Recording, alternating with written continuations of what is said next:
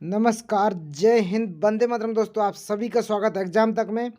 Exam तक की तरफ से फ्रेंड्स में, जैसा कि आपको पता है प्राथमिक शिक्षक का पेपर होने वाला है, तो मैं आपके सामने प्रीवियस ईयर के क्वेश्चन लेकर के आया हूं, जो कि 16 फरवरी 2019 को पैडागोजी एमपीटेट का हुआ है। तो मैं आपको सारे सेट कवर कराऊंगा जितने कि माध्यमिक शिक्षक के हुए हैं। तो आप वीडियो को शुरू से लास्ट तक देखिएगा, बहुत इंपॉर्टेंट प्रश्न आएंगे और आपको आपके आउट ऑफ 30 में से कितने मार्क्स आ रहे हैं आप ये ज़रूर देखिएगा। तो अगर आप चैनल पर नए हैं तो चैनल को सब्सक्राइब कर लीजिएगा। प्रतिदिन आपको यहाँ क्लास मिलेगी और पुराने क्वेश्चन का आपको यहाँ सॉल्यूशन भी बताया जाएगा। तो चलते हैं, वीडियो को किस टाइप का देखना है आपको ये देखिए। 30 प्रश्न आपके सामने इस प्रकार के हैं। क्वेश्चन नंबर फर्स्ट आ गया फ्रेंड्स आप लोगों के सामने। देखिए, बाल केंद्रित शिक्षा में मूल्यांकन का सबसे कम महत्वपूर्ण उपाय क्या है। फ्रेंड्स, आपको सबसे कम बताना है। तो सबसे कम में आएगा उन लक्ष्यों की ओर प्रगति का निगरानी करना, या उनमें अधिगम विकास के लक्ष्य निर्धारित करने में छात्रों की सक्रिय भागीदारी, किसी भी अंतराल को संबोधित करने का निर्धारण, और लास्ट क्या है, मुख्य सामग्री ज्ञान और कौशल। तो फ्रेंड्स, फर्स्ट का करेक्ट आंसर जाएगा मुख्य सामग्री ज्ञान और कौशल। ये कम महत्वपूर्ण कारण है शिक्षा में मूल्यांकन, कम महत्वपूर्ण कारण डी। जिनने डी आंसर दिया उनका करेक्ट आंसर है। चलते नेक्स्ट क्वेश्चन पर। क्वेश्चन नंबर सेकंड आ गया फ्रेंड्स आपके सामने। मानव जाति में अभिवृत्ति किस प्रकार से वितरित है। मानव जाति में अभिवृत्ति किस प्रकार से वितरित है। वितरण सामान्य है, वितरण अस्त व्यस्त है, वितरण विषम है, या वितरण विविधतापूर्ण है। तो 2 का करेक्ट आंसर जाएगा वितरण सामान्य है, एकदम करेक्ट आंसर। मानव जाति में अभिवृत्ति किस प्रकार की, तो वितरण सामान्य है, एकदम करेक्ट आंसर जाएगा। चलते नेक्स्ट क्वेश्चन पर। क्वेश्चन नंबर थर्ड से आ गया फ्रेंड्स आपके सामने। कोई वस्तु क्या है, हम उसके साथ कैसे व्यवहार करते हैं, इस विषय में उससे जुड़े मानसिक प्रतिरूप विचार को कहा जाता है। देखिए फ्रेंड्स, जीन पियाजे की कोई वस्तु क्या है जो हमारे मानसिक प्रतिरूप में विचार आते हैं, उसको क्या कहा जाता है। निर्माण कहा जाता है, नेटवर्क, स्कीमा, या संरचना। तो फ्रेंड्स, जैसा कि आपने जीन पियाजो मेरे से पढ़ा होगा, तो आपको पता है जो प्रतिरूप या मानसिक विचार आते हैं उनको क्या कहा जाता है, स्कीमा। स्कीमा एकदम करेक्ट आंसर जाएगा। जिन लोगों ने थर्ड का सी आंसर दिया एकदम करेक्ट आंसर है। चलते नेक्स्ट क्वेश्चन पर। क्वेश्चन नंबर फोर्थ आ गया फ्रेंड्स आपके सामने। 15 साल के बच्चों की कक्षा में, जहां आपके पास 15 अलग अलग सीखने की शैली में 15 अलग अलग व्यक्तित्व वाले बच्चे हैं, तो बाल केंद्रित शिक्षण में क्या होगा आपके सामने। तो क्वेश्चन नंबर फोर्थ का ये है कि शिक्षण प्रणाली के साथ पाठ्य योजना विकसित करना, या प्रत्येक बच्चे को देखकर एक पाठ्य योजना विकसित करती है कि उसकी ज़रूरतें क्या है। कक्षा की क्षमता के मध्य को लक्षित करने हेतु पाठ्य योजना विकसित करना, एक पाठ्य योजना को विकसित करती है जो सभी के लिए उपयुक्त है। तो करेक्ट आंसर 4 का जाएगा। जिन लोगों ने फ्रेंड्स 4 का आंसर दिया है बी, 4 का बी, प्रत्येक बच्चे को देखकर पाठ्य योजना विकसित करती है उसकी ज़रूरतें क्या हैं। 4 का बी एकदम करेक्ट आंसर जाएगा। चलते नेक्स्ट क्वेश्चन पर। फ्रेंड्स साहब, प्रगतिशील शिक्षा के जनक के रूप में याद किए जाने वाले सिद्धांतकार। प्रगतिशील शिक्षा के बारे में किसको कहा जाता है। Friedrich Froebel, John Dewey, Jean पियाजे, ग्राहम बेल्स। तो फ्रेंड्स, फ्रेडरिक फ्रोबेल ने कौन सा दिया था आपको बताना है। तो करेक्ट आंसर जीन पियाजे ने संज्ञानात्मक विकास का सिद्धांत दिया था। करेक्ट आंसर जाएगा 5 का। जिन लोगों ने आंसर दिया है बी, जॉन डीवी, प्रगतिशील शिक्षा के जनक जॉन डीवी कहे जाते हैं। 5 का बी करेक्ट आंसर है। चलते नेक्स्ट क्वेश्चन पर। फिर देखिए फ्रेंड्स, यहीं से प्रश्न आ गया, पियाजे ने क्षमताओं और योग्यताओं को क्या नाम दिया था। पियाजे ने क्षमताओं और योग्यताओं को जो उनके मन में आ जाती हैं, क्षमताएं और योग्यताएं क्या नाम दिए पियाजे ने। क्या स्कीमा, समायोजन, अहम केंद्र भाव, आत्मसातीकरण। तो करेक्ट आंसर जाएगा फ्रेंड्स, जो लोग जिनने आंसर दिया है, पियाजे ने योग्यताओं और क्षमताओं को स्कीमा नाम दिया। जैसे मैंने आपको बताया था, प्रतिरूपण हो जाना, बच्चे के मन में विचार आना, यही क्षमताओं और योग्यताओं को नाम दिया है पियाजे महोदय ने, स्कीमा। करेक्ट आंसर जाएगा। अब समायोजन क्या कहलाता फ्रेंड्स।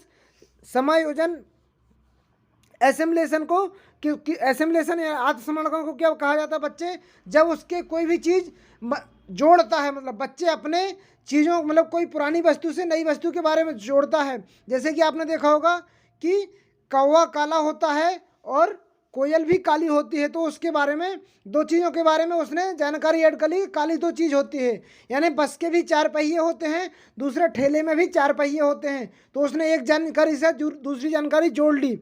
वो क्या कहलाता है? एसिमुलेशन। और एकोमोडेशन क्या कहलाता है? दोनों में अंतर करना।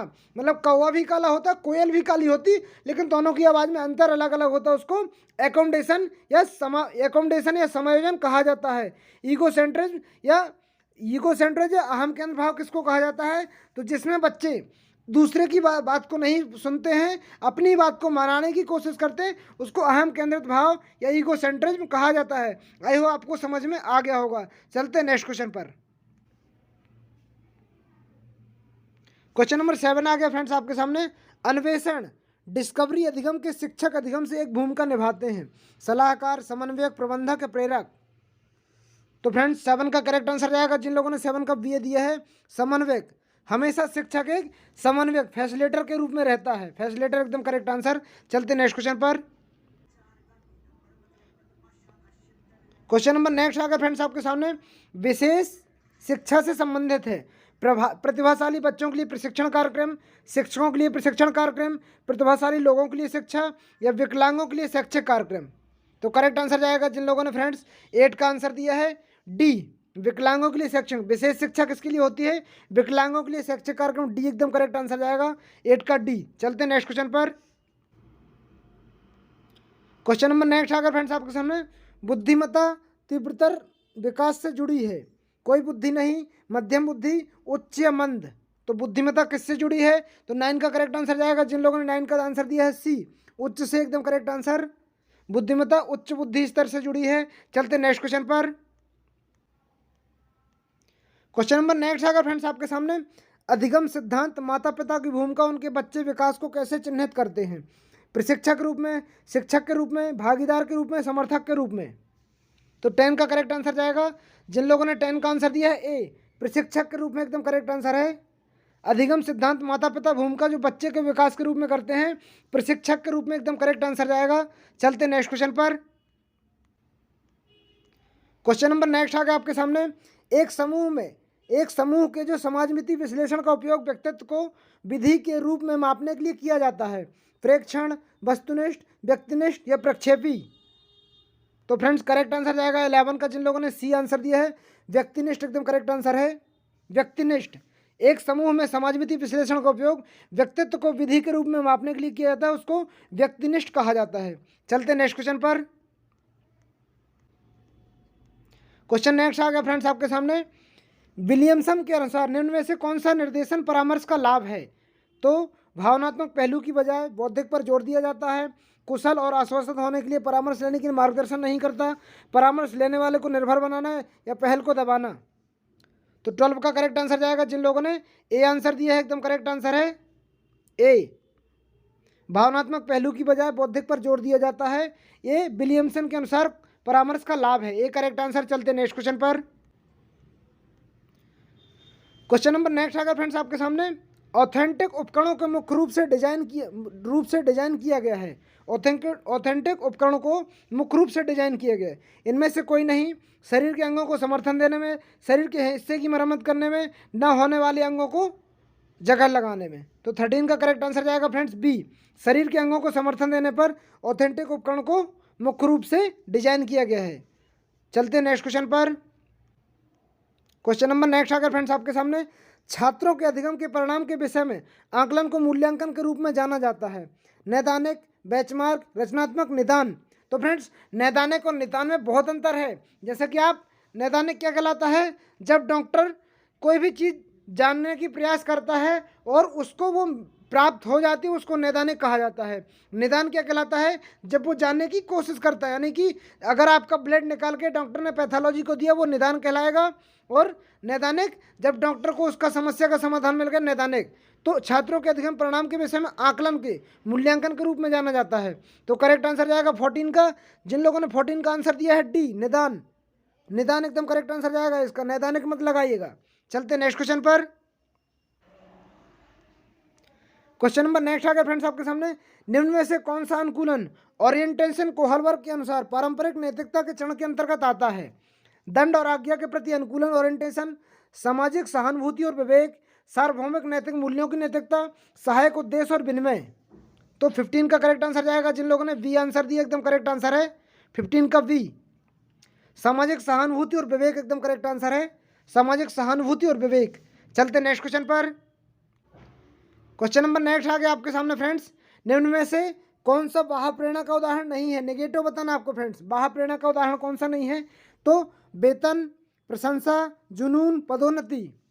तो ये सारे बाह्य प्रेरणा के कौन से? वेतन बाह्य प्रेरणा का उदाहरण है, प्रशंसा बाह्य प्रेरणा का, पदोन्नति। जुनून एक आंतरिक प्रेरणा है, जुनून आपको अंदर से होता है, तो ये बाह्य प्रेरणा का उदाहरण नहीं है। सी एकदम करेक्ट आंसर जाएगा। चलते नेक्स्ट क्वेश्चन पर। क्वेश्चन नंबर नेक्स्ट आ गया आपके सामने। जब शिक्षक विद्यालय शिक्षा में विशेष आवश्यकताओं वाले बच्चों के मार्गदर्शन में परामर्श में व्यस्त रहते हैं तो निम्न में से क्या सत्य है? शिक्षक का अपना व्यावसायिक विकास स्पष्ट है, शिक्षक प्रोत्साहन, मान्यता, पदोन्नति पा सकते हैं, शिक्षक के मार्गदर्शन छात्र अधिगम की प्रक्रिया में सुरक्षित अधिक व्यस्त होते हैं, शिक्षक मार्गदर्शन में छात्रों को विशेष अवधान प्राप्त होता है। तो 17 का करेक्ट आंसर जाएगा सी। जिन लोगों ने 17 का सी आंसर दिया एकदम करेक्ट आंसर है। शिक्षक मार्गदर्शन में छात्र के अधिगम प्रक्रिया में सुरक्षित अधिक व्यस्त महसूस करेंगे। 17 का सी करेक्ट आंसर है। चलते नेक्स्ट क्वेश्चन। देखिए जीन प्याजे महोदय से कितने सारे प्रश्न बनते हैं, जैसा कि आपने मेरे से अगर जीन प्याजे देखा होगा। देखिए निम्न में से कौन सा सिद्धांत इस समझ को संदर्भित करता है कि वस्तुएं तब भी मौजूद रहती हैं जब उन्हें देखा या अनुभव नहीं किया जा सकता? इसको क्या संरक्षण कहेंगे, वस्तु स्थायित्व कहेंगे, मन का सिद्धांत कहेंगे या जीववाद कहेंगे? तो अगर आपने मेरे से जीन प्याजे पढ़ा है तो आप समझ जाएंगे जिनको देखा नहीं जा सकता, वस्तुएं हैं लेकिन दिखाई नहीं देती, ये वस्तु स्थायित्व कहा जाता है। वी एकदम करेक्ट आंसर है। चलते नेक्स्ट क्वेश्चन पर। क्वेश्चन नंबर नेक्स्ट आ गया आपके सामने। प्रयत्न त्रुटि अधिगम में थॉर्नडाइक सिद्धांत के महत्व को जोर दिया जाता है। प्रेरणा, पुरस्कार, प्रशंसा, दंड। तो करेक्ट आंसर 19 का जाएगा। जिन लोगों ने 19 का ए आंसर दिया, प्रेरणा एकदम करेक्ट आंसर है।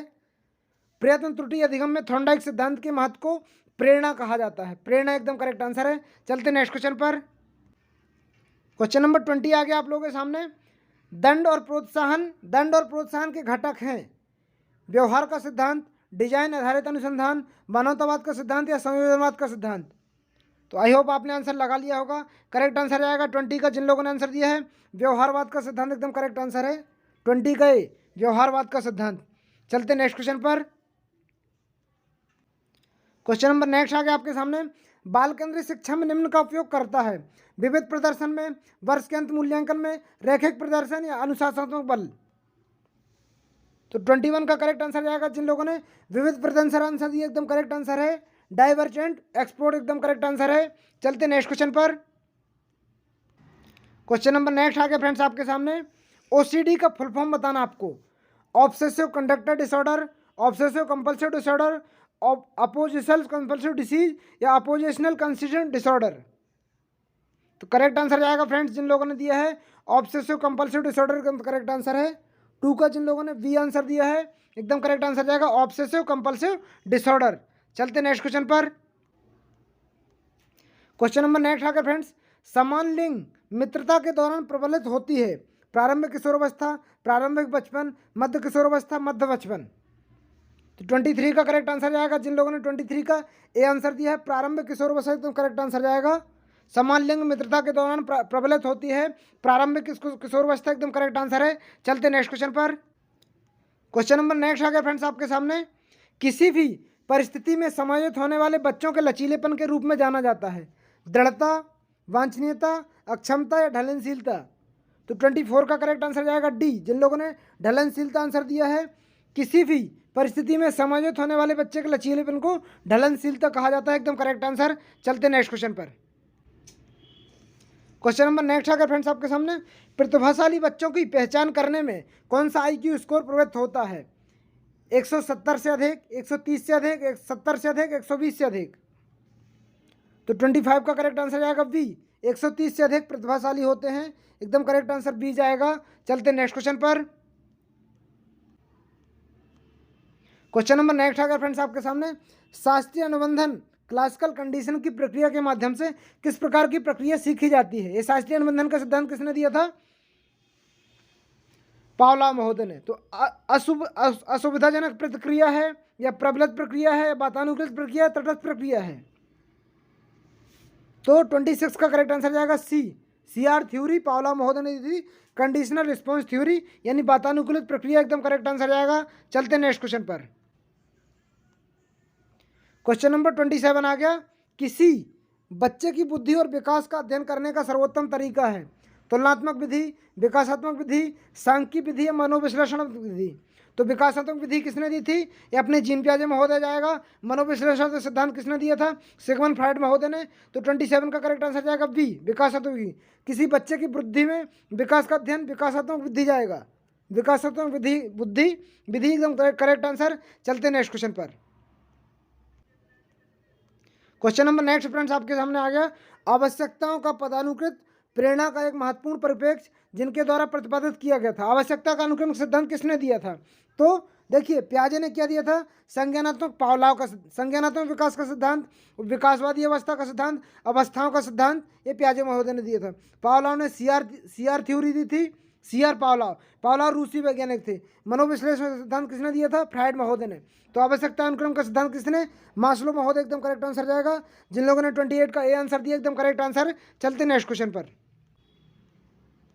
क्वेश्चन नंबर 29, निम्न में से कौन सी कार्यविधि ऑपरेशन हमें जानकारी मान करने में मदद करती है?